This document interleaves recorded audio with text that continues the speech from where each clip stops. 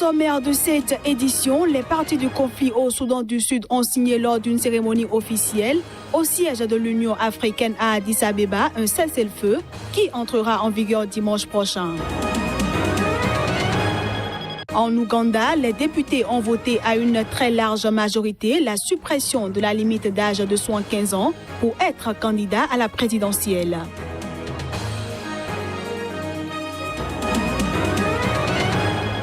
Enfin, le Togo a célébré le dimanche dernier la 5e édition de la Journée nationale de reconnaissance à Dieu. Le thème retenu cette année est « Prière pour sauver le Togo ».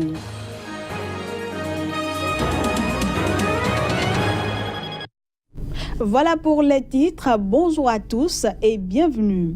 Le président français Emmanuel Macron entame ce vendredi une visite de 48 heures au Niger.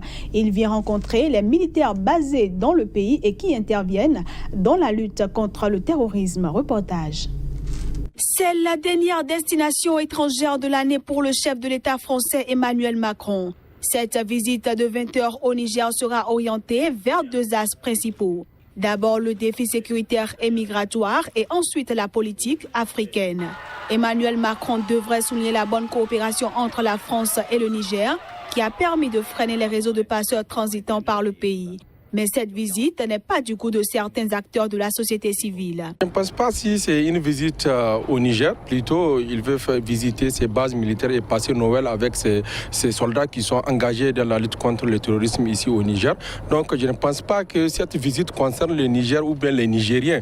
Et nous savons très bien qu'Emmanuel Macron vient ici au Niger en territoire conquis parce qu'il n'a pas besoin de protocole pour venir ici au Niger. Donc, il va venir visiter. Donc, je ne vois pas l'intérêt pour les Nigériens et le Niger en tant que tel par rapport à cette question de visite de Macron. Le président français profitera également de cette occasion pour revenir sur la force G5 Sahel qui monte, selon l'Élysée, jour après jour en puissance.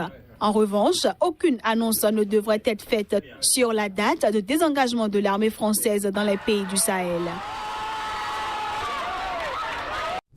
Au Cameroun, Ahmed Abba, le correspondant de RFI en langue Haoussa, a été acquitté ce jeudi par le tribunal militaire de Yaoundé de blanchiment de produits d'un acte terroriste. Mais il a été condamné à 24 mois de prison pour non-dénonciation. Arrêté en juillet 2015 à Maroua, dans l'extrême nord du Cameroun, il couvrait la situation de crise liée à Boko Haram. Ahmed Abba a déjà passé 29 mois en prison. Pour tenter de mettre un terme à la guerre civile qui ravage le pays depuis 4 ans, le gouvernement et les principaux groupes rebelles au Soudan du Sud ont signé ce jeudi un cessez-le-feu. Ce dernier prendra effet le 24 décembre prochain. Signé lors d'une cérémonie officielle au siège de l'Union africaine à Addis Abeba en Éthiopie, le test sur le cessez-le-feu prévoit qu'à compter du 24 décembre 2017 à 0h01 minute, une cessation des hostilités prendra effet et les parties cesseront toute action militaire et opération hostile. Le test prévoit entre autres que les belligérants gèlent immédiatement leur position, garantissent la protection des civils et l'accès de l'aide humanitaire. Le test du sérieux de votre engagement résidera dans les actions pratiques que vous prendrez pour donner effet à ce qui a été convenu dans l'accord. Actions pratiques pour arrêter le combat et coopérer avec les observateurs de l'IGAD et de la mission des Nations Unies au Soudan du Sud. La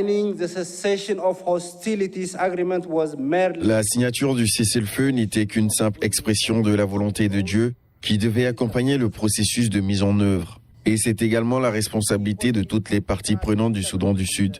Vous avez reconnu l'importance de l'inclusion en tant qu'élément central du cessez-le-feu. Bien entendu, cela ne se limite pas aux éléments armés et officiels que vous avez mis en évidence, à savoir le rôle de la religion, les femmes, les jeunes, les entreprises privées, les anciens et les personnalités éminentes sont tous et toutes impliqués dans le processus de paix.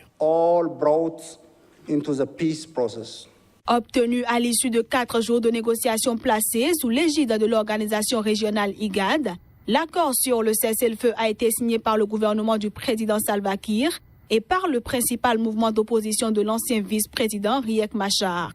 Ce cessez-le-feu, réclamé depuis de longs mois par la communauté internationale, est le premier conclu depuis les violents combats qui avaient agité la capitale Juba en juillet 2016. En Ouganda, les députés ont majoritairement dit oui ce mercredi à la suppression de la limite d'âge pour être élu président. Ce vote ouvre ainsi la voie à une nouvelle candidature en 2011 du chef de l'État Yoweri Museveni, âgé de 73 ans.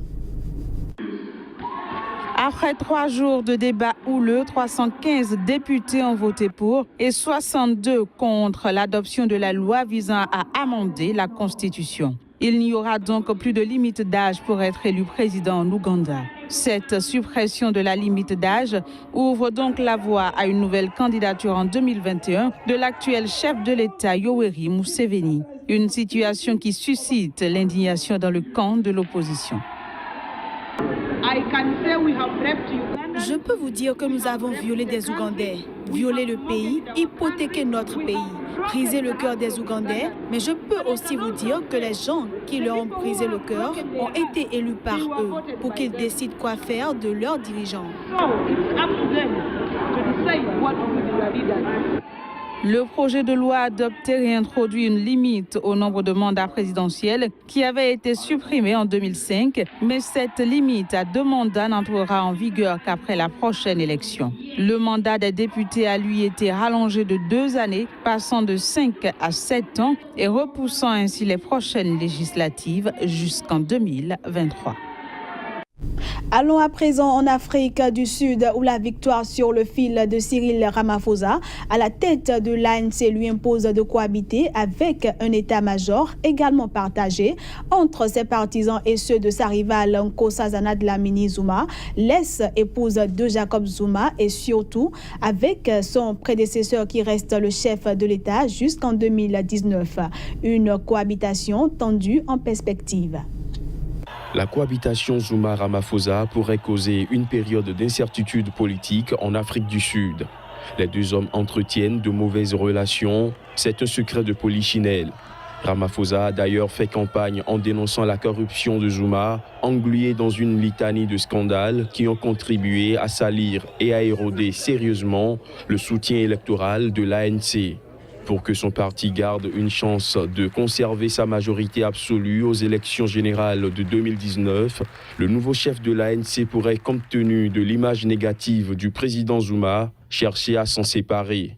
Jacob Zuma doit quitter la présidence de l'Afrique du Sud en 2019. Malgré toutes les casseroles judiciaires, il a jusque-là toujours échappé à la censure, soutenu par la majorité parlementaire de l'ANC. Il pourrait être contraint, comme Thabo Mbeki en 2008, à la démission, mais le comité exécutif national du parti doté de ce pouvoir a été renouvelé mercredi dernier et est désormais partagé à quasi-égalité entre le camp Ramaphosa et celui favorable à Jacob Zuma. Conséquence, la bataille s'y annonce vraiment serrée. Prière pour sauver le Togo, c'est le thème de l'édition 2017 de la Journée nationale de reconnaissance à Dieu, initiée depuis 5 ans dans le pays. Elle s'est déroulée le dimanche dernier en présence du chef de l'État Faure Gnassingbé. Plusieurs fidèles chrétiens ont assisté à la séance de prière et de louange à Lomé. Ferdinand Gadé, notre correspondant au Togo, pour le reportage. Dans Jérémie 29:7, la 5e édition de la séance de prière pour la nation togolaise, dénommée la Journée nationale de reconnaissance à Dieu, a lieu dimanche dernier. Le chef de l'État, Faure Gnassingbé, a assisté en personne à celle de la capitale au stade de Kégué. Traversant une crise sociopolitique depuis le 19 août dernier, le thème de cette année est « Ta prière peut sauver le Togo ». Quand le moment est particulier, il faut faire des actions particulières. C'est pourquoi nous avons consacré une bonne partie du temps de cette journée à intercéder, à prier, à supplier l'Éternel en faveur de notre nation, le Togo. Que nous puissions décréter un jour comme ça, mis à part pour te dire merci à Dieu. Ce jour où on peut rencontrer ou voir tous les fils et toutes les filles de ce pays, sans tendance politique, sans tendance ethnique ou religieuse, se mettre ensemble pour dire merci à leur Dieu pour ses bienfaits à leur endroit. Louange et prière pendant plus de 3 heures d'horloge pour implorer la miséricorde de Dieu sur ce pays. Plusieurs congrégations de la religion chrétienne ont animé cette séance de prière des filles et fils du Togo. Ils ont invoqué le Saint-Esprit à visiter les acteurs politiques pour le retour de la stabilité dans leur patrie en 2018. Et puis, hors du continent africain, Pedro Pablo Kuczynski jouait ce jeudi sa survie politique au Parlement contrôlé par l'opposition. Le président péruvien y a répondu d'accusations de corruption, et ce, dans le cadre d'un scandale éclaboussant toute la région. Le chef de l'État, qui risque d'être destitué dans la foulée par un vote, a réussi à déjouer les pronostics en se maintenant au pouvoir, la demande de destitution ayant été rejetée. Le président du Pérou risque la destitution, ce, à la suite de l'Équateur où le vice-président a écopé de 6 années de prison. Le scandale de corruption autour du géant brésilien BTP Odebrecht éclabousse l'Amérique latine et atteint désormais les sommets du pouvoir. Pedro Pablo Kuczynski était sur le fil jeudi, courant le risque de devenir le premier président destitué pour ses liens avec Odebrecht. Ce dernier a reconnu avoir payé près de 5 millions de dollars à des entreprises de conseil directement liées au chef de l'État, alors qu'il était ministre entre 2004 et 2013. Même s'il nie farouchement les accusations, le chef de l'État s'est dit jeudi désolé, mais pas corrompu. Je suis désolé, sincèrement désolé de ne pas avoir averti de cette transaction. Mais ça ne me convertit pas en un corrompu, ni en un gestionnaire de fonds, ni ne suppose une infraction quelconque à la Constitution. Je viens aujourd'hui à votre demande pour répondre, debout et devant le pays, à une accusation fausse et répugnante. Je viens prouver mon innocence parce qu'il semble que j'y sois obligé. Je ne jouis pas de la présomption d'innocence. En fait, plusieurs d'entre vous ont déjà annoncé leur position avant de m'écouter. Je ne suis pas corrompu et je n'ai pas menti. Je n'ai jamais favorisé une entreprise ou un individu alors que j'étais ministre de l'Énergie et des Mines, ministre de l'Économie, directeur de la Banque centrale ou Premier ministre. Le président n'est pas le seul à la tête du Pérou à être inquiété par le scandale Odebrecht. L'ex-président Ollanta Humala est en détention provisoire, accusé d'avoir reçu 3 millions de dollars lors de sa campagne électorale. Un autre ancien président, Alejandro Toledo, est lui aussi visé par un mandat d'arrêt et un ordre d'extradition depuis les États-Unis où il se trouve, soupçonné d'avoir perçu 20 millions de dollars. Et voilà, mesdames, messieurs, c'est sur cette dernière information que nous mettons un terme à cette édition, que je vous remercie d'avoir suivi.